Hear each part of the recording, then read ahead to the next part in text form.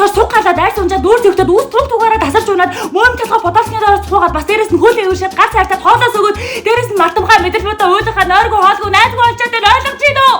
Надад ч гэсэн хэцүү шүү дээ. Баснаас коко биланаас өөр дуу сонсонгүй, паророос өөр кино үзсэнгүй, бандагаас ороод идсэнгүй, паста бамбуснаас өөр үнэрсэнгүй. Энийг ямар биетэй ч мартлаа. Өөрөө юу дуртай бүр мэдхээ байсан байна. Хүүхдийн дэнсний хэмжээчгүй хааны дарангуул донд бүтэн жил яваад бүр талхлаа мэдв.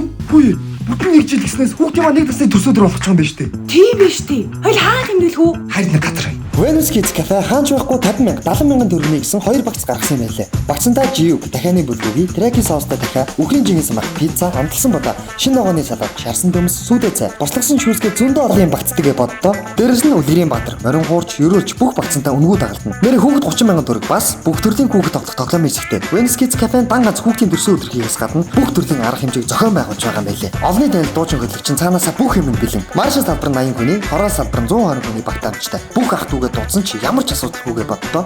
Зааж байгаа шүү дээ. Зааж штий. Хоёул ерөөсө хүүхдийнхээ төрсөн өдрийг Venus Kids Cafe тэмдэглэе.